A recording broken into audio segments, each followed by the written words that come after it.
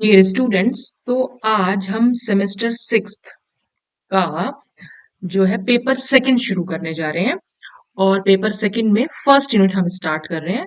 और first unit हमारी है थर्मोडायनामिक्स। ठीक है, शुरू की दोनों यूनिट्स थर्मोडायनामिक्स से रिलेटेड है, तो बस हम उसी के बारे में पढ़ेंगे। तो थर्मोडायनामिक्स आपने शायद ये टर्म ट्वेल्थ क्लास में भी पढ़ी होगी। तो जैसे इसका अगर हम मीनिंग देखें, थर्मोडायनामिक्स में एक्चुअली हम करते क्या है या ये क्या है। तो थर्म मीन्स होता है हीट। ठीक है, और डायनामिक्स मीन्स होता है मोशन या मूवमेंट। यानी कि हम थर्मोडायनामिक्स में पढ़ते हैं हीट का मोशन। ठीक है, तो या हीट का मूवमेंट या हीट का फ्लो। ठीक है, वो सब पढ़ते हैं। और एक्चुअल में अगर हम इसको डिफाइन करना चाहें तो हम कैसे कर सकते हैं कि थर्मोडायनामिक्स में be defined as the branch of science which deals with the study of different forms of energy. ठीक है, थर्मोडायनेमिक साइंस की वो ब्रांच है जिसमें हम क्या स्टडी करते हैं, एनर्जी की डिफरेंट डिफरेंट फॉर्म्स को स्टडी करते हैं and the quantitative relationship between them. और इन डिफरेंट डिफरेंट फॉर्म्स जो होंगी एनर्जी की, इनके बीच में आपस में क्या रिलेशनशिप है, वो सब कुछ हम थर्मोडायनेमिक्स में पढ़ते हैं। ठीक है, तो थर्मोडायनेमिक्स को पढ़ने से पहले इसमें कुछ टर्म्स हैं जो कि हमें पता होनी चाहिए कि अगर हम कुछ भी चैप्टर शुरू कर रहे हैं तो उसके जो बेसिक कंसेप्ट होते हैं, मतलब वो हमें पता होनी चाहिए। तो कुछ बेसिक टर्म्स जो है मैं आज आपको डिस्कस करने जा रही हूँ आपसे। तो जिसमें पहली टर्म आ रही है हमारी सिस्टम एंड सराउंडिंग्स। अब ये सिस्टम क्या होता है या सराउंडिंग, ये सिस्टम वर्ड या सराउंडिंग वर्ड आप बहुत बार थर्मोडायनेमिक्स में पढ़ेंगे, तो हमें पता होना चाहिए कि एक्चुअल में ये है क्या चीज। तो a system may be defined as that specific part of the universe which is under study and possesses fixed boundaries। तो सिस्टम क्या हुआ, वो हमारे यूनिवर्स का एक स्पेसिफिक पार्ट है जिसके बारे में हम कुछ पढ़ना चाहते हैं। या जैसे कुछ भी हमने ले लिया, उसके बारे में अगर हमें उसकी प्रॉपर्टीज को देखना है, ठीक है, उसके बारे में जानना है कि वो क्या है, मतलब कुछ भी चीज अगर हमें उस पर्टिकुलर चीज के बारे में पढ़ना है अगर हमें, तो हम उसको सिस्टम बोलेंगे। और उस सिस्टम की कुछ फिक्स्ड बाउंड्रीज होती हैं। ठीक है, और ये बाउंड्रीज, द बाउंड्रीज में भी रियल और इमेजिनरी। ये बाउंड्रीज रियल भी हो सकती हैं और इमेजिनरी भी हो सकती हैं। तो जो सिस्टम हम पढ़ रहे हैं, जिसके बारे में हम पढ़ रहे हैं, वो तो हो गया सिस्टम। और उस सिस्टम को छोड़कर बाकी सब कुछ जो यूनिवर्स का पार्ट है वो हमारा सराउंडिंग्स कहलाता है। तो the rest of the universe is referred to as surroundings. अब देखो इसी चीज को हम एग्जाम्पल से समझते हैं। For example, a liquid contained in the beaker is the system and everything else around it, चाहे वो बीकर है, रूम है, कॉन्स्टिट्यूट सराउंडिंग्स। ठीक है, तो मान लीजिए हमारा ये बीकर है और बीकर में हमने कोई लिक्विड ले रखा है और इसी लिक्विड के बारे में हमें पढ़ना है। पढ़ना क्या है, जैसे सपोज कि ये किस टेम्परेचर पर है, इसका प्रेशर क्या है, इसका वॉल्यूम क्या है, इसकी कॉन्सेंट्रेशन क्या है। तो वो सब कुछ अगर हम स्टडी करने जा रहे हैं तो इसका मतलब हम इस लिक्विड के बारे में पढ़ रहे हैं। ठीक है, तो जो ये लिक्विड हो गया, ये तो हो गया सिस्टम। और इस लिक्विड को छोड़कर बाकी सब कुछ क्या बचेगा, बाकी सब बचेगा बीकर। अगर हम ये लैब में कर रहे हैं तो लैब, आसपास की एयर, कुछ भी चीज जो जो इस लिक्विड को छोड़कर बची, वो सब की सब हमारी क्या कहलाएगी, वो कहलाएगी सराउंडिंग्स। ठीक है, तो ये पोर्शन, बीच वाला पोर्शन इन लिक्विड तो हो गया हमारा सिस्टम, और बाकी सब कुछ इसके बाहर का जो भी कुछ हुआ वो सब कहलाएगा हमारा सराउंडिंग्स। ठीक है, the walls of the beaker constitute the boundary of the system which is real in the case under consideration. मतलब इस केस में क्या है, जो बाउंड्रीज हैं वो क्या होंगी, वो होगी बीकर की वॉल। ठीक है, ये रियल बाउंड्री दिखाई दे रही है हमें। ठीक है, जो चीज हमें दिख रही है वो रियल है, तो ये रियल बाउंड्री है। ठीक है, और इसके इस बाउंड्री के अंदर जो है वो लिक्विड है और इस बाउंड्री से जो बाहर है वो सब कुछ हमारा सराउंडिंग है, इंक्लूडिंग दिस बीकर। ठीक है, तो ये हो गया हमारा सिस्टम और ये इसके बाहर की चीज हो गई सराउंडिंग। तो सिस्टम क्या हुआ, जिसके बारे में हमें कुछ पढ़ना है। ठीक, अब ये सिस्टम कितने टाइप्स के हो सकते हैं तो वो हम पढ़ेंगे टाइप्स ऑफ सिस्टम में। तो सिस्टम में be classified into following three types. Mainly three types के हमारे सिस्टम्स होते हैं। पहला है ओपन सिस्टम। ओपन सिस्टम जैसे नाम से ही लग रहा है कि इसमें क्या होगा, जो खुला हुआ। ठीक है, क्या है इसका मतलब, the system which allows the exchange of both matter and energy with surroundings is called an open system. ठीक है, अच्छा सबसे पहले एक चीज मैं अभी आपको बता रही थी कि हम हीट का मूवमेंट पढ़ते हैं थर्मोडायनेमिक्स में। तो अभी अभी जैसे मैंने आपको बोला कि हाँ, बीकर के अंदर एक लिक्विड है तो ये तो हमारा हो गया सिस्टम, और इस बाहर का जितना भी पोर्शन बचा वो हो गया सराउंडिंग्स। ठीक है, तो हीट का फ्लो हम कैसे पढ़ते हैं, या तो सिस्टम से हीट सराउंडिंग में जाती है, या सराउंडिंग से हीट जो है सिस्टम में आती है। ठीक है, तो ये हमारा हीट का मोशन है, बस ये हीट का मोशन सिस्टम और सराउंडिंग्स के बीच में रहता है। ठीक है, तो अब इसमें क्या हम कर रहे हैं, ओपन सिस्टम का क्या मतलब हुआ, जहां पर हम एक्सचेंज कर सके मैटर का भी। मैटर से क्या मतलब है, मैटर जैसे इस केस में, बीकर वाले केस में हमारा ये जो लिक्विड है ये हमारा मैटर कहलाएगा। मैटर क्या होता है, पदार्थ। ठीक है, and energy with the surroundings is called open system. तो ऐसा सिस्टम जो सराउंडिंग्स के साथ मैटर का भी और एनर्जी का भी दोनों का एक्सचेंज कर सके, उसको हम ओपन सिस्टम कहते हैं। In such system the boundary is open, और ऐसे सिस्टम में बाउंड्री जो है वो ओपन होती है। जैसे एग्जाम्पल के तौर पे देखते हैं, for example the heating of water in an open beaker constitutes an open system. बिल्कुल यही वाला एग्जाम्पल जो अभी अभी हमने देखा, हम लिक्विड की बात करते हैं, सपोज वो लिक्विड जो है हमारा वाटर है। तो ये हमारा बीकर हुआ, बीकर में सपोज हमने वाटर ले रखा है। ठीक है, और ये क्या कर रहे हैं, हीटिंग ऑफ वाटर है, यानी हम इस वाटर को फ्लेम पे रखा हुआ है। ठीक है, इसको हम अ, आग जला रखी है, सपोज गैस पे रखा हुआ है या बर्नर पे रखा हुआ है। तो हम क्या कर रहे हैं, अब बर्नर जो हीट कर रहे हैं जब इसको, तो हीट करने का क्या मतलब हुआ, देखो ये पूरा वाटर क्या हो गया, यहाँ पर सिस्टम हो गया, और वाटर के अलावा जो भी कुछ है वो सराउंडिंग हो गया। तो हम क्या कर रहे हैं, एक्चुअल में ये सब सराउंडिंग ही तो है। हम सराउंडिंग से हीट का ट्रांसफर कहाँ कर रहे हैं, सिस्टम पे। तभी तो वाटर हमारा हीट हो रहा है, ये गर्म हो रहा है। ठीक है, तो सराउंडिंग से हीट दी जा रही है सिस्टम को। ठीक है, और जब गर्म होगा वाटर तो क्या होगा, इसमें धीरे धीरे जो है वेपर्स बनने लगेंगे, यानी भाप बनने लगेगी। आपने देखा भी होगा, घर में भी कभी देखा होगा, या लैब में कभी देखा होगा, बीकर में पानी लेके आप गर्म करने लग जाए तो क्या होगा, धीरे धीरे उसमें फिर भाप बनने शुरू हो जाती है। ठीक, तो ये ऐसा, इस टाइप का सिस्टम कहलाता है ओपन सिस्टम। क्यों हुआ, क्योंकि इसमें एक्सचेंज हो रहा है मैटर का भी और एनर्जी का भी। कैसे, when the beaker is heated, जब हम बीकर को गर्म कर रहे हैं तो heat is provided to water from the surroundings। अभी मैंने आपको बताया, सराउंडिंग से वाटर को हीट दी जा रही है। ठीक है, and water vapour formed escape into the surroundings, और यहाँ जो वाटर वेपर बन रही है, जो यानी कि यहाँ पर जो भाप बन रही है वो कहाँ जा रही है, वो सराउंडिंग्स में तो जा रही है, क्योंकि सिस्टम तो हमारा सिर्फ इतना सा है। ठीक है, और इसी सिस्टम में भाप बन रही है, तो वो भाप कहाँ जा रही है, सराउंडिंग में। तो भाप भी तो अपने मैटर, भाप किसकी बनी, पानी की, पानी तो मैटर ही था। तो मैटर क्या कर रहा है, सराउंडिंग में जा रहा है। ठीक है, तो सराउंडिंग से हीट जा रही है सिस्टम में, और सिस्टम से मैटर जा रहा है सराउंडिंग में। ठीक, तो इससे क्या हो रहा है, इससे मैटर और एनर्जी दोनों का एक्सचेंज हो रहा है सिस्टम और सराउंडिंग के बीच में। ठीक है, तो इसलिए हम इसको बोल रहे हैं कि ये ओपन सिस्टम है।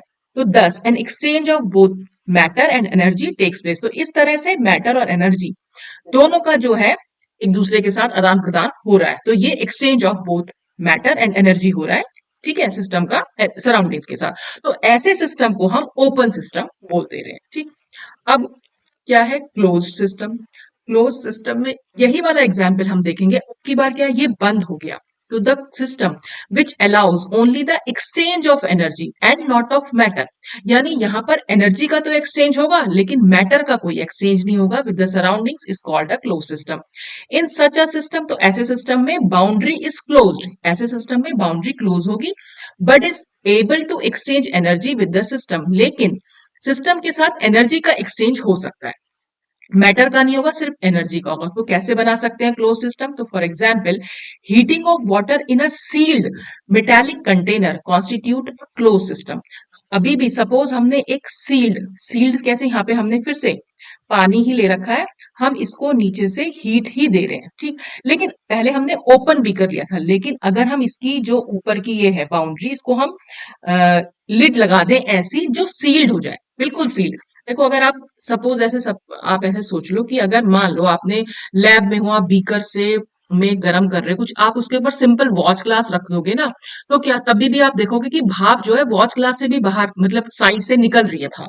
ठीक है, तो वो सील्ड नहीं होता, लेकिन अगर किसी तरह से हम उसको सील्ड कर दें, ठीक है, तो एक तरह से जब सील हो जाएगा तो क्या होगा, वो भाप निकलेगी नहीं बाहर, वो भाप क्या होगी, अंदर ही अंदर कंडेंस हो जाएगी, यहाँ पर ड्रॉपलेट्स बन जाएंगी।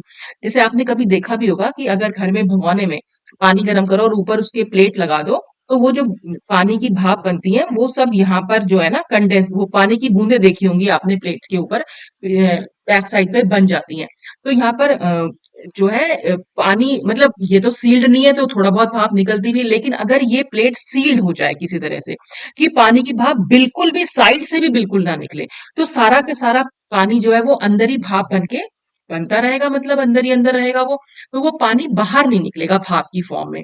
तो in this case heat is being transfer to the system, तो हीट तो जा रही है क्योंकि हम सिस्टम को गर्म कर रहे हैं, यानी वाटर को गर्म कर रहे हैं, तो हीट तो जारी है सराउंडिंग से सिस्टम की तरफ। लेकिन पहले सिस्टम से जो वो भाप बाहर निकल रही थी, अब वो भाप बाहर ना निकल के वो अंदर ही अंदर जो है वहां पर रुक जा रही है, ठीक है।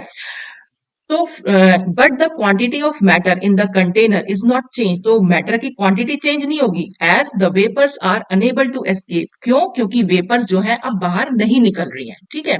तो अगर वो भाप बाहर ना निकले या वेपर्स बाहर ना निकले तो वो सब अंदर ही रह जाएगा, तो मैटर जो है बाहर नहीं जा पाएगा।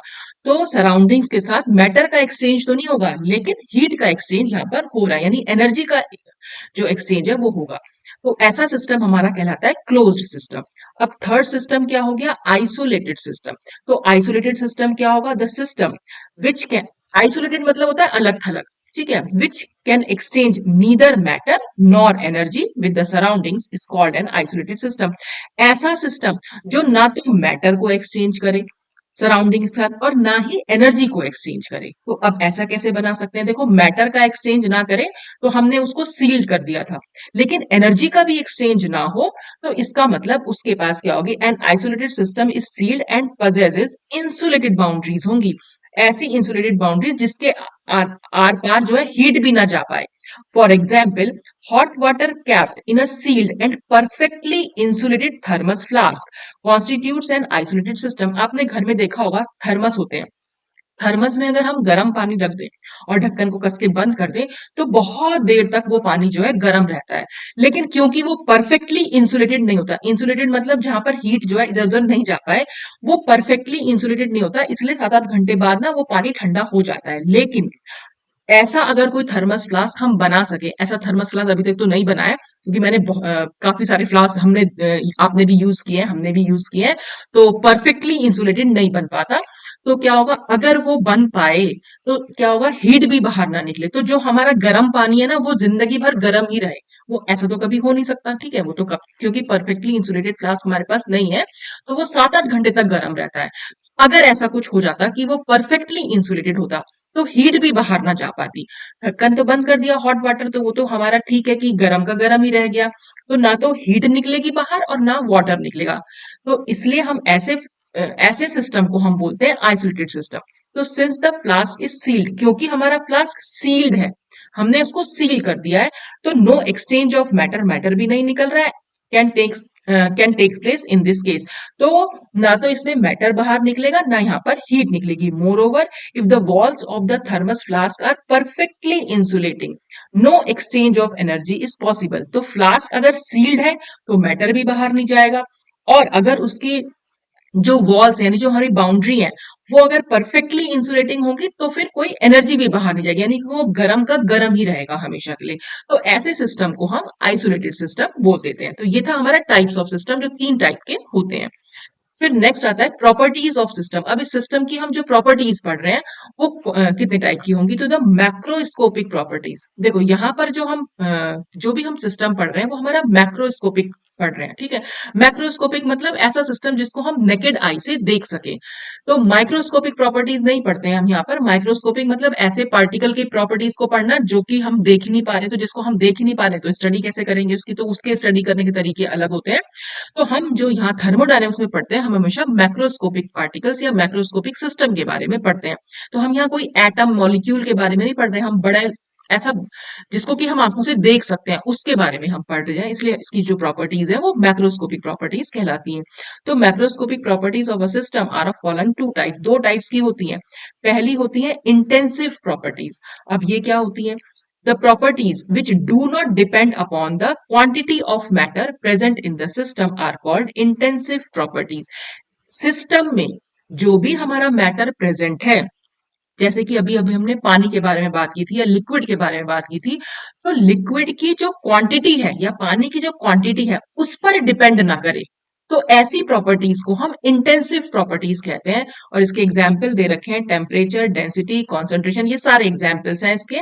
ये सब इंटेंसिव प्रॉपर्टीज है। अब ये कैसे इंटेंसिव प्रॉपर्टीज है उसको हम समझ लेते हैं कि temperature does not depend upon the quantity of matter. Temperature जो है मैटर की क्वांटिटी पर डिपेंड नहीं करता है। कैसे? देखो, if the room temperature is 25 degree centigrade, अगर हमारे रूम का टेम्परेचर 25 डिग्री सेंटीग्रेड है, तो both the small amount of water kept in a beaker and a large amount of water kept in a bucket will be at 25 degree centigrade. देखो, हमारे पास एक room है, ठीक है, इस रूम का टेम्परेचर हमारा 25 डिग्री सेंटीग्रेड है। अब मैंने इसमें एक बकेट ले रखी है और इस बकेट में हमने काफी सारा पानी ले रखा है, ठीक है। तो भाई इस पानी का टेम्परेचर भी 25 डिग्री सेंटीग्रेड होगा। अब मैंने क्या करा, एक गिलास उठाया और गिलास में भी पानी डाल लिया। सपोज मैंने इसी बाल्टी से ले लिया या अलग से भी ले लिया, तो हमने एक गिलास में रखा हुआ है पानी, तो इसका टेम्परेचर भी तो 25 डिग्री सेंटीग्रेड होगा, क्योंकि हमारे रूम का टेम्परेचर जो है वही, जितना भी सामान इसमें रखा हुआ है, चाहे हमने कोई लिक्विड ले रखा है, कोई गैस ले, कुछ भी ले रखा है, उसका टेम्परेचर भी तो वही होगा जो हमारे रूम का टेम्परेचर है। तो इसका मतलब टेम्परेचर जो है क्वांटिटी पर डिपेंड नहीं करता है। चाहे हमने 10 लीटर पानी ले रखा हो, चाहे हमने 1 लीटर पानी ले रखा हो, चाहे हमने एक ड्रॉप पानी ले रखा हो, तो उसका टेम्परेचर 25 डिग्री सेंटीग्रेड ही रहेगा, ठीक है। तो इसलिए हम ये कह रहे हैं कि टेम्परेचर जो है अपने आप में इंटेंसिव प्रॉपर्टी है। ये जैसे डेंसिटी है, तो डेंसिटी 1 लीटर पानी की भी उतनी होगी डेंसिटी जितना कि हमारी एक ग्लास पानी की होगी, तो डेंसिटी भी अपने आप में जो है वो इंटेंसिव प्रॉपर्टी है। तो इसी तरह से बाकी सब चीजें भी हैं, ये सारी प्रॉपर्टीज को आप इस तरह समझ सकते हैं। Similarly, if a solution has a concentration of 1 ग्राम पर लीटर, अगर हमने एक सोल्यूशन बनाया, सोल्यूशन कैसा बनाया, सपोज हमने 1 लीटर पानी लिया और उसमें हमने 1 ग्राम चीनी को घोल दिया, ठीक है, तो एक सोल्यूशन बन गया, ठीक। अब ये सोल्यूशन की जो कॉन्सेंट्रेशन है वो क्या रही, वो 1 ग्राम पर लीटर रही। 1 ग्राम पर लीटर का मतलब 1 लीटर में 1 ग्राम चीनी, तो उसकी कॉन्सेंट्रेशन हो गई 1 ग्राम पर litre. then the concentration of each drop of this solution would be the same, that is 1 ग्राम पर litre.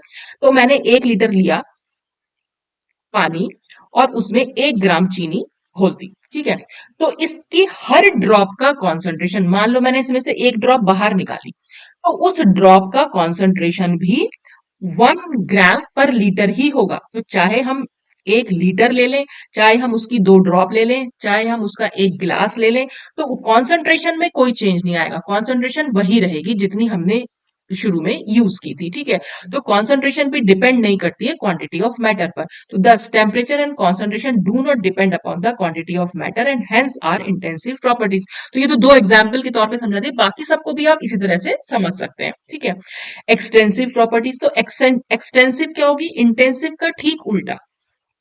The properties which depend upon the quantity of matter present in the system are called extensive। extensive बहुत बड़ा, ऐसे समझ लीजिएगा।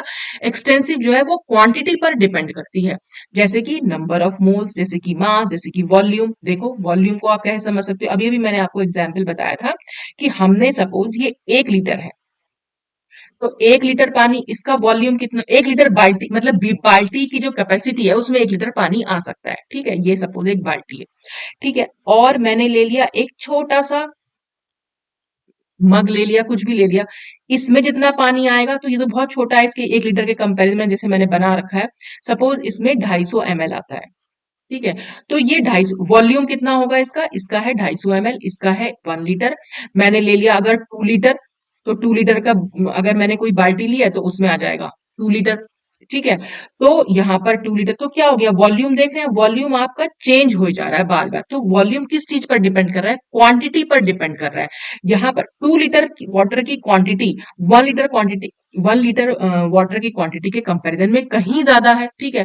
250 ml के comparison में 1 litre बहुत ज्यादा है, 1 लीटर के कंपैरिजन में 2 लीटर बहुत ज्यादा है। तो मैटर की क्वांटिटी पर वॉल्यूम जो है वो डिपेंड कर रहा है, ठीक है। तो इसलिए वॉल्यूम अपने आप में एक्सटेंसिव प्रॉपर्टी है। इसी तरह से हम नंबर ऑफ मोल्स के बारे में बात करते हैं, जितने ज्यादा हमारे पास क्वांटिटी होगी उतना नंबर ऑफ मोल्स भी ज्यादा होंगे, ठीक।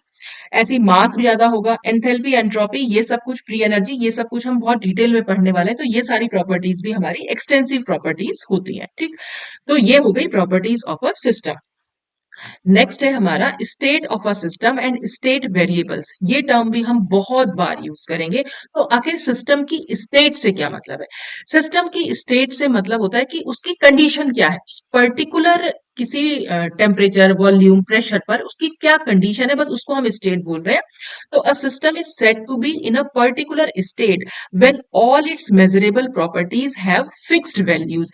यानी जब इस जितनी भी प्रॉपर्टीज को, अभी हमने जो प्रॉपर्टीज के बारे में बात करी, temperature, pressure, volume, enthalpy, entropy, वो सब कुछ इसकी प्रॉपर्टीज है जिनको कि हम मेजर कर सकते हैं, ठीक है।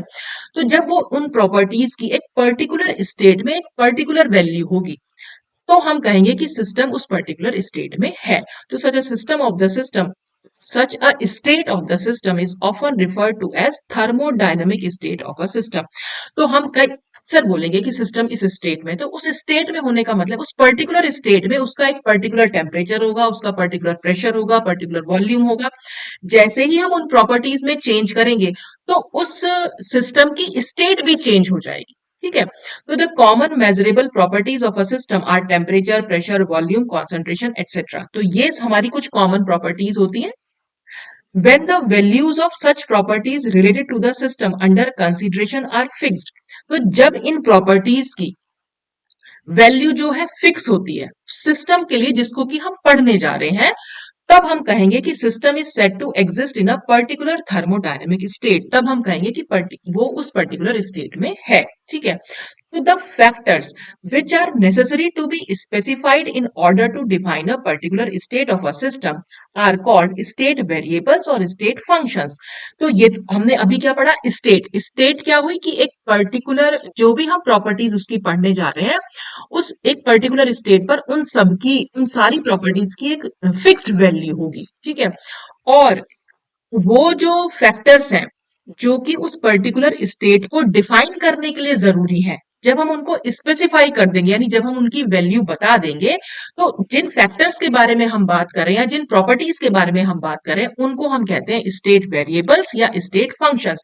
स्टेट वेरिएबल्स क्यों आ रहा है टर्म? वेरिएबल्स मतलब वेरी करना, ठीक है। तो अगर मैं कह रही हूं ये स्टेट वन है सपोज है, और ये स्टेट टू है, तो इस किसी लिक्विड की, ठीक है, वाटर ही समझ लीजिए। तो इस स्टेट वन में इसका कुछ पर्टिकुलर टेम्परेचर होगा, प्रेशर होगा, वॉल्यूम होगा, कॉन्सेंट्रेशन होगा, ठीक है। तो हमने वो सब फिक्स कर, और वो फिक्स होगा, ठीक है। और जैसे ही हम इन वैल्यूज में चेंज करेंगे, यानी टेम्परेचर, प्रेशर, वॉल्यूम चेंज कर देंगे, तो ये स्टेट चेंज हो जाएगी, स्टेट वन से वो स्टेट टू में चली जाएगी, ठीक है। तो ये जो वेरिएबल्स को हमने यहाँ पर जो फिक्स वैल्यू कर दी, तो वो हो गया कि हमारा सिस्टम जो है पर्टिकुलर स्टेट में, जिसको हम स्टेट वन बोल रहे हैं। और जैसे ही हमने इसमें चेंज लाया उनकी प्रॉपर्टीज में, तो ये स्टेट चेंज हो जाएगी स्टेट टू में। चेंज मतलब क्या चेंज लाया? टेम्परेचर को हमने सपोज बढ़ा दिया, यहाँ पर T1 था तो यहाँ पर T2 हो गया, यहाँ P1 प्रेशर था तो यहाँ पर P2 हो गया। देखो अभी हम इसको एग्जाम्पल के तौर पर समझ लेते हैं। तो for example the physical state of water changes with a change in temperature and pressure. Water की जो फिजिकल स्टेट होती है, आप लोगों ने पढ़ा होगा वाटर क्या होगा, सॉलिड होगा, लिक्विड होगा और गैस हो सकता है, ठीक है। ये जो फिजिकल स्टेट है वाटर की, ये चेंज होती रहती है अगर हम उसका टेम्परेचर और प्रेशर में चेंज लाते। देखो जैसे कि 1 atm प्रेशर पर it is solid, water solid है कब?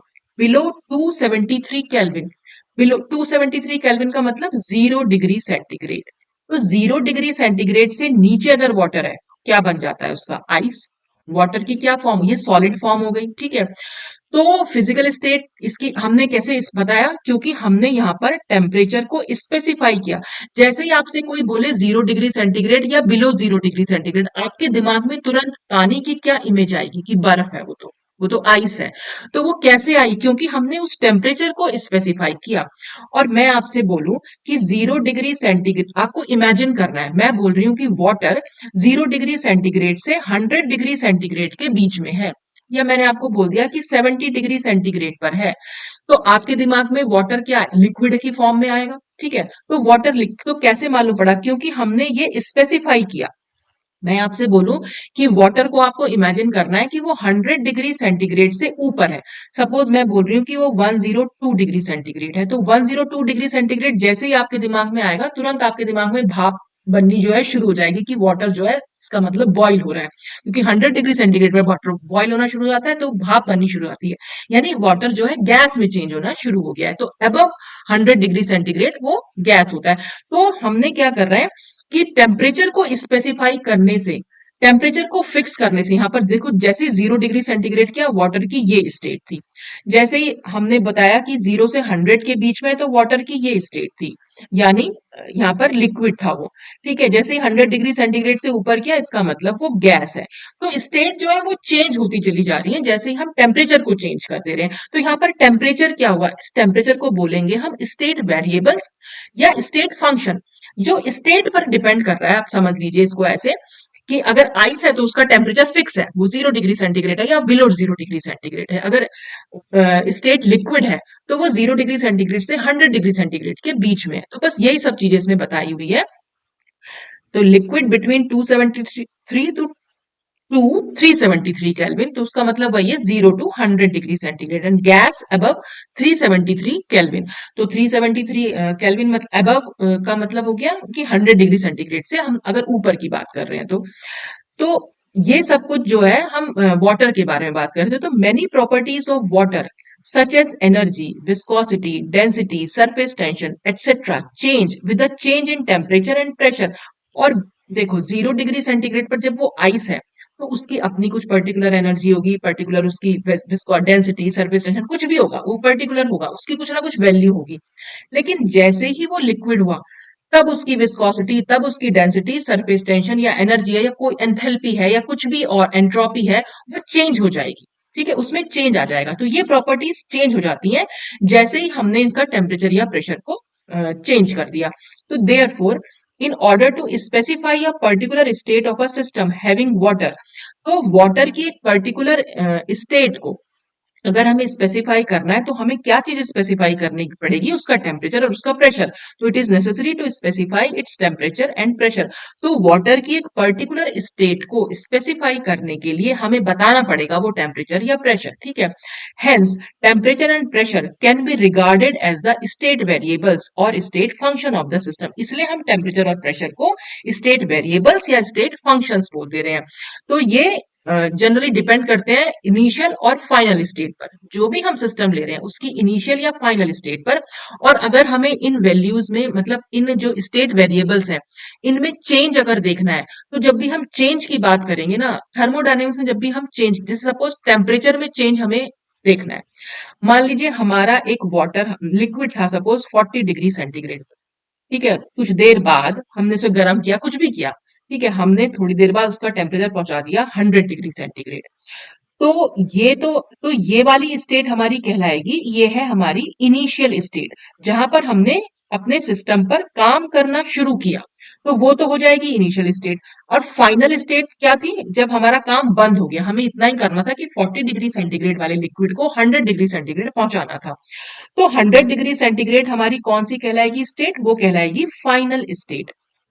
ठीक है ना, ये इनिशियल स्टेट थी और ये फाइनल स्टेट। और कोई आपसे पूछे कि चेंज इन टेम्परेचर निकालो, तो सबसे पहले तो एक चीज ध्यान रखना, थर्मोडायनेमिक्स में अगर हमें चेंज दिखाना है तो हम ये ट्रायंगल बना देते हैं। इस ट्रायंगल का मतलब होता है चेंज, और किसमें चेंज, जो इसके आगे वेरिएबल लिखा हुआ होगा, तो इसके आगे टी लिखा है, टी को क्या मतलब होता है, टेम्परेचर। तो इस डेल्टा टी का मतलब है टेम्परेचर में चेंज। तो अगर हमें टेम्परेचर में चेंज निकालना होता है तो हम कैसे निकालेंगे, हम निकालते हैं फाइनल स्टेट में क्या टेम्परेचर रहा होगा उसमें से माइनस करेंगे इनिशियल स्टेट का टेम्परेचर। हमेशा किसी भी स्टेट वेरिएबल या स्टेट फंक्शन की अगर आपको उसमें चेंज देखना है तो आपने क्या करना है, बस फाइनल स्टेट में से इनिशियल स्टेट का वो वेरिएबल जो है माइनस कर देना है। तो देखो फाइनल स्टेट में टेम्परेचर था 100 डिग्री सेंटीग्रेड और इनिशियल स्टेट में टेम्परेचर था 40 डिग्री सेंटीग्रेड। तो चेंज कितना हुआ, 60 डिग्री सेंटीग्रेड। तो चेंज इन टेम्परेचर आपका ये निकल के आ गया। ठीक है, तो ये इनिशियल और फाइनल स्टेट पर डिपेंड करते हैं जो हमारे स्टेट फंक्शंस, इसलिए हम इनको स्टेट फंक्शन या स्टेट वेरिएबल्स बोल रहे हैं। स्टेट जैसे ही चेंज होगी ये चेंज हो जाएंगे, तो इसलिए स्टेट वेरिएबल्स बोल रहे हैं। स्टेट फंक्शन क्योंकि वो स्टेट पर डिपेंड कर रहे हैं। तो in thermodynamics some common state functions are temperature, pressure, volume, internal energy, enthalpy, entropy, free energy, Helmholtz भी होती है, ए कैपिटल ए से शो करते हैं। यही सब कुछ हम, यही वो सारी प्रॉपर्टीज हैं जिनके बारे में हम पढ़ने जा रहे हैं। ठीक है, it is to be noted that heat and work, ये चीज ध्यान रखना बेटा, अगर मैंने अभी आपको बताया था कि सिस्टम से सराउंडिंग की तरफ या तो हीट फ्लो करेगी या सराउंडिंग से सिस्टम की तरफ हीट फ्लो करेगी, और जो एनर्जी मतलब एनर्जी का जो ट्रांसफर होगा, ठीक है, तो एनर्जी का जो ट्रांसफर होता है वो होता है हीट और वर्क की फॉर्म में। ये चीज आप ध्यान रखना बेटा, सिस्टम से सराउंडिंग की तरफ या सराउंडिंग से सिस्टम की तरफ हम एनर्जी का एक्सचेंज कर दिखाते हैं, ठीक है। ये हमारा सिस्टम है और ये हमारी सराउंडिंग है, तो या तो एनर्जी सिस्टम से सराउंडिंग में जाएगी या सराउंडिंग से सिस्टम में जाएगी। और जब ये जाएगी तो ये तो सपोज आपने यहां से काम करना शुरू किया तो ये हमारी कहलाएगी इनिशियल स्टेट, जब हमने एनर्जी अभी शुरू किया है, ठीक है, अभी हम स्टार्ट कर रहे हैं। फिर फाइनली जब हो जाएगा हमारा काम तो वो फाइनल स्टेट हो जाएगी, ठीक। और ये जो एनर्जी हम भेज रहे हैं, चाहे तो सिस्टम से सराउंडिंग की तरफ चाहे सराउंडिंग सिस्टम की तरफ, तो हीट जो सॉरी एनर्जी का जो ट्रांसफर होता है या तो होता है वो हीट की फॉर्म में, और हीट को हम दिखाते हैं यहाँ पर स्मॉल क्यू की फॉर्म में, ठीक है, या होता है वर्क की फॉर्म में, और वर्क होता है हमारा डब्ल्यू, ठीक है। तो ये जो हीट और वर्क है ये हमारे स्टेट फंक्शंस नहीं होते हैं, क्योंकि ये ना तो इनिशियल स्टेट ना फाइनल स्टेट इस पर डिपेंड नहीं करते हैं, लेकिन ये डिपेंड करते हैं पाथ पर। पाथ मतलब कैसे हुआ, सिस्टम से सराउंडिंग की तरफ कैसे ट्रांसफर हुआ या सराउंडिंग सिस्टम की तरफ कैसे हुआ, उस चीज पर जब ये डिपेंड कर रहे हैं तो हम इनको पाथ फंक्शन बोलते हैं। देखो अब ना आपके वो मल्टीपल चॉइस क्वेश्चंस आएंगे, तो ये बहुत इंपॉर्टेंट चीज है, वहां पर पूछ सकते हैं कि आप वो चार पांच प्रॉपर्टीज दे देंगे और बता पूछेंगे कि आपसे कि कौन सा पाथ फंक्शन है या कौन सा स्टेट फंक्शन है। तो ध्यान रखना कि हम जो भी पढ़ रहे हैं टेम्परेचर प्रेशर वॉल्यूम, ठीक है, और इसके अलावा इंटरनल एनर्जी। देखो अब मैं एक चीज और बता दूं, इंटरनल एनर्जी बहुत सारी बुक्स में या तो ई की फॉर्म में, लेकिन बहुत सारी बुक्स में उसे यू भी दिखा रखा है, तो यू का मतलब भी इंटरनल एनर्जी और ई का मतलब भी इंटरनल एनर्जी है। एंथैल्पी होती है एच से, एंट्रोपी होती है एस से, और ये गिब्स फ्री एनर्जी को जी से दिखाते हैं। इसके अलावा हेल्महोल्ट्ज एनर्जी और होती है, इसको हम कैपिटल ए से दिखाते हैं। तो बस जो एनर्जी हम पढ़ेंगे ना वो यही पांचों एनर्जी हमें पढ़नी है। तो ये जितने भी हमने यहाँ पर स्टेट जो भी वेरिएबल्स लिखे हैं ना, ये सारे वेरिएबल्स हमारे स्टेट वेरिएबल्स या स्टेट फंक्शंस होते हैं, जो इनिशियल सिस्टम की इनिशियल और फाइनल स्टेट पर डिपेंड करते हैं। और जो ये Q और W है ये स्टेट फंक्शंस नहीं होते हैं, ये होते हैं पाथ फंक्शन। ये पाथ पर डिपेंड करते हैं कि भाई एनर्जी का एक्सचेंज हुआ कैसे। तो यही चीज इसमें लिखी हुई है कि heat and work are not the state functions because they depend upon the path in which a system transits from initial state to the final state। भाई सिस्टम इनिशियल से फाइनल स्टेट में कैसे पहुंचा, बस वो चीज जो है ये बताते हैं। तो कैसे रास्ते के बारे में बताते हैं, ये इनिशियल फाइनल स्टेट पर डिपेंड नहीं करते, लेकिन इनिशियल से फाइनल स्टेट में पहुंचा कैसे सिस्टम, बस उसके बारे में बताते हैं। तो ये हमारे क्यू और डब्ल्यू जो होते हैं वो होते हैं हमारे पाथ फंक्शन। और बाकी जो हम ये जो बाकी सारी प्रॉपर्टीज होंगी टेम्परेचर प्रेशर वॉल्यूम और ये एंथैल्पी ये सब कुछ, ये सब हमारे होते हैं स्टेट फंक्शंस, ठीक। फिर आते हैं types of processes. Types of processes में मतलब कि एनर्जी जो जा रही है सिस्टम से सराउंडिंग की तरफ, तो वो हमारा प्रोसेस हो गया। तो किस किस मतलब the operation which brings about changes in the state of a system, कि सिस्टम की स्टेट चेंज हुई है तो वो किस तरीके से हुई है, तो वो जो प्रोसेस कहलाएगा उसको हम प्रोसेस बोल रहे हैं। और ये प्रोसेसेस जो होते हैं काफी सारे टाइप्स के हैं, जैसे सबसे पहला प्रोसेस है आइसोथर्मल प्रोसेस। अब इसमें आइसोथर्मल प्रोसेस का मतलब क्या, आइसो मीन्स होता है सेम, थर्मल मीन्स टेम्परेचर यानी सेम टेम्परेचर पर। सेम टेम्परेचर का मतलब टेम्परेचर हमारा कांस्टेंट रहेगा, उसमें कोई चेंज नहीं होगा। और जब कोई चेंज नहीं होगा तो इसलिए हमने इसको delta T is equal to zero दिखा रखा है कि डेल्टा मतलब चेंज, टी मतलब टेम्परेचर, चेंज किस में, टेम्परेचर में। तो change in temperature is equal to zero का मतलब टेम्परेचर में कोई चेंज नहीं हुआ जब सिस्टम इनिशियल से फाइनल स्टेट में पहुंचा। तो जब टेम्परेचर में कोई चेंज नहीं हुआ तो इसलिए हम उसको आइसोथर्मल प्रोसेस बोल रहे हैं। तो the process occurring at constant temperature, तो जो भी प्रोसेस कांस्टेंट टेम्परेचर पर होंगे उनको हम क्या बोलेंगे, उनको हम बोलेंगे आइसोथर्मल प्रोसेस, ठीक है। और ऐसे प्रोसेस के लिए हमारा डेल्टा टी जो है वो जीरो होता है, ठीक। फिर आते हैं हमारे एडियाबैटिक प्रोसेस। ये दो प्रोसेस सबसे ज्यादा इंपॉर्टेंट है, आइसोथर्मल और एडियाबैटिक। तो आइसोथर्मल और एडियाबैटिक, एडियाबैटिक में क्या है, the process in which no heat is exchange between the system and the surrounding. Surrounding और सिस्टम के बीच में कोई हीट का एक्सचेंज नहीं होगा, तो ऐसे सिस्टम को हम एडियाबैटिक प्रोसेस बोलते हैं। तो हीट का एक्सचेंज ही नहीं हो रहा, तो in such a system the heat energy of the system remain constant and change in heat. तो यहाँ पर चेंज इन हीट का मतलब, हीट को हम दिखा रहे हैं क्यू से, चेंज को हम दिखा रहे हैं डेल्टा से। तो change in heat is equal to zero, कोई हीट का एक्सचेंज ही नहीं हो रहा है, तो हीट में कोई हीट एनर्जी जो सिस्टम की है वो कांस्टेंट रहेगी। ठीक है ना।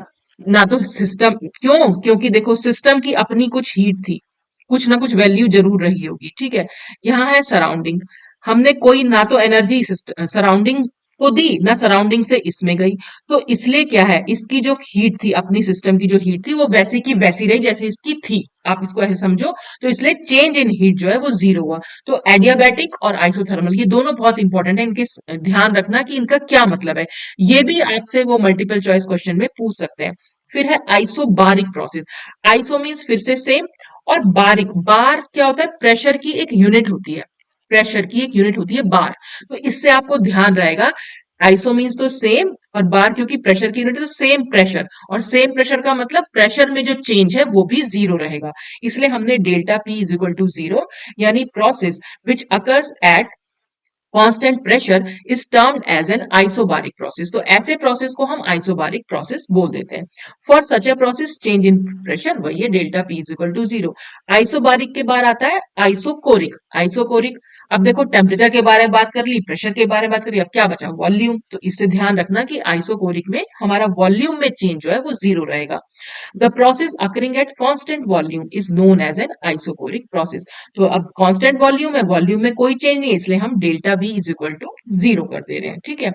फिर आता है साइक्लिक प्रोसेस। साइक्लिक प्रोसेस मतलब हम जहां से चले थे, हमने यहां से कुछ शुरू किया था, यहाँ पर कुछ टेम्परेचर था, सिस्टम का प्रेशर था, वॉल्यूम था, ठीक है। ये अपना गया, कुछ कुछ कुछ चेंज हुए, और वापस से ये यहीं आ गया। तो आप देख रहे हैं इसका टेम्परेचर, प्रेशर, वॉल्यूम जो था वैसा का वैसा ही रहेगा, कोई चेंज ही नहीं हुआ। यानी जो इसकी एंथैल्पी रही होगी, इसकी एंट्रोपी रही होगी, इसकी वो सब कुछ वैसी की वैसी रही, उसमें कहीं कोई चेंज नहीं हुआ। तो इसमें क्या हुआ, ये हमारी जो स्टार्ट हमने जहां से किया वो हमारी इनिशियल स्टेट थी। फिर जहां से भी घूम फिर के आया, तो यहाँ पर सपोज ये फाइनल स्टेट थी, तो इनिशियल से फाइनल गया, फाइनल से वापस इनिशियल में आ गया। तो जहां से शुरू किया था वहीं आकर इसने खत्म कर दिया। तो when initial and final state of a system in a process are the same, जब इनिशियल और फाइनल, क्योंकि यही तो फाइनल, देखो यहाँ पर मैंने गलती से इसको फाइनल लिखा है, हमने क्या करा, यहां से एक कोई चीज शुरू की, वैसे हम इसको बहुत अच्छे से समझेंगे कार्नट साइकिल में, अभी फिलहाल के लिए मैं ऐसे ही बता दे रही हूँ कि यहां से हमने कुछ स्टार्ट किया। तो मैंने बताया यहाँ पर कुछ टेम्परेचर था, प्रेशर था, वॉल्यूम था, ये घूम फिर के फिर वापस यही खत्म भी कर दिया। भाई शुरुआत यहां से हुई थी और खत्म भी यही हुआ, तो इनिशियल स्टेट भी यही कहलाएगी और फाइनल स्टेट भी यही कहलाएगी। तो जब इनिशियल और फाइनल स्टेट दोनों सेम होगी, तब हमारा प्रोसेस जो है वो कहलाता है साइक्लिक प्रोसेस। तो in such a process a system undergoes various processes. ऐसा सिस्टम बहुत सारे प्रोसेसेस में के थ्रू होता है, मतलब यहाँ पर भी कुछ हुआ होगा, इधर कुछ हुआ होगा, यहाँ पर भी कुछ ना कुछ प्रोसेस हुए होंगे, बहुत सारे प्रोसेस होने के बाद वापस से returns back to its initial state, वापस से अपनी इनिशियल स्टेट में, जहां से इनिशियल माने जहां शुरुआत की थी वहीं पर वो वापस आ जाता है। तो since internal energy E and enthalpy H R function of states, क्योंकि वो स्टेट फंक्शंस हैं, अभी अभी हमने बताया भी था, तो we have delta E is equal to zero and delta H is equal to zero in a cyclic process. तो साइक्लिक प्रोसेस में एंथैल्पी में भी कोई चेंज नहीं होगा और उसकी इंटरनल एनर्जी में भी कोई चेंज नहीं होगा। तो ऐसे प्रोसेस को हम बोल देते हैं साइक्लिक प्रोसेस। तो ये कुछ बिना हमने टर्म्स यूज की जो हम थर्मोडायनेमिक्स में यूज करने वाले हैं। तो ये सब टर्म्स आपको पता होनी चाहिए कि प्रोसेसेस क्या होते हैं, इनका मतलब पता होना चाहिए, क्योंकि मल्टीपल चॉइस क्वेश्चन आएंगे बेटा, तो हो सकता है अंदर से कितना डीप वो ले लेंगे आपको पता भी नहीं चलेगा। तो आपको एक एक चीज पढ़नी है। देखो कई बार एमसीक्यू का मतलब ये नहीं होता है कि आपने, मैंने कई बार पहले भी देखा, मैंने फोर्थ सेम के वीडियोस भी डाले हुए हैं, सेकंड सेम के भी डाले हुए हैं। तो जब तक वो सिलेबस पूरा नहीं होता है ना, तब तक आपको एमसीक्यूज पढ़ने भी नहीं चाहिए। कई बार बच्चे बोल दिया करते थे पहले भी, फोर्थ सेम में जब मैं स्पेक्ट्रो के डाल रही थी, कि बस मैडम आप तुरंत डाल दो, आप वो पढ़ाओ मत, बस पहले एमसीक्यूज डाल दो। अरे भाई ऐसे नहीं होता है, पहले हम थ्योरी पढ़ते हैं, उसके बाद ही हम एमसीक्यू, आपको रटना थोड़ा ना है। आप रट ही नहीं सकते, आप एमसीक्यूज को आप रट ही नहीं सकते हो जब तक आपने थ्योरी नहीं पढ़ी होगी। तो थ्योरी जब हमारे दिमाग में होती है तभी हम एमसीक्यूज जो है यानी आपके मल्टीपल चॉइस क्वेश्चन है तभी हम उसको अटेम्प्ट भी कर पाएंगे, अदरवाइज आपको वो समझ में ही नहीं आएंगे कुछ भी। तो थ्योरी पढ़ना भी बहुत जरूरी है। तो इसीलिए मैं ये सब वीडियोस डाल रही हूँ कि थ्योरी भी आपको पढ़नी है। ऐसा नहीं कि थ्योरी स्किप कर दी और सीधा आप एमसीक्यूज पे पहुंच जाओगे। तो जब तक चैप्टर खत्म नहीं हो जाएगा तब तक मैं एमसीक्यूज नहीं करवाऊंगी। और अभी मैंने शुरू किया है 6 सेम, अब देखते हैं कितना मैं करवा पाती हूँ इसको। जितना टाइम मिलेगा हम उसी हिसाब से करेंगे, क्योंकि पेपर भी आपके 2 हैं। तो दोनों पेपर तो नहीं हो पाएंगे मेरे ख्याल से, अभी तो यही यही पेपर हो जाए सेकंड वाला वही बहुत है। तो ये फिजिकल केमिस्ट्री बच्चों को थोड़ा टफ लगती है इसलिए मैंने इसको स्टार्ट किया है। और वही मैं बता रही कि जो भी मैंने इसमें पढ़ाया आपको एक एक चीज पढ़नी है। मतलब आप दिमाग में रखिएगा उसको, ऐसा नहीं कि याद करना है आपको, लेकिन एटलीस्ट वो दिमाग में होना चाहिए कि उसका मतलब आपको पता होना चाहिए कि भाई हमारे सिस्टम सराउंडिंग क्या है या टाइप्स ऑफ सिस्टम से क्या मतलब है, या इनकी प्रॉपर्टीज। अब वो इंटेंसिव और एक्सटेंसिव पे ही कितने सारे एमसीक्यूज बन सकते हैं, तो वो बना के कुछ भी दे सकते हैं। तो जब तक आपको डीप नहीं पता होगा ना तब तक आप नहीं कर पाएंगे। तो ये मैं टाइप्स ऑफ प्रोसेसेस यहाँ पर मतलब यहाँ पर थर्मोडायनेमिक्स में जो भी हम कुछ टर्म्स जो यूज करते हैं वो सब मैंने आज डिस्कस की। अब नेक्स्ट वीडियो में हम फर्स्ट लॉ ऑफ थर्मोडायनेमिक्स को स्टार्ट करेंगे। तो आज के लिए बस इतना ही। Thanks for watching.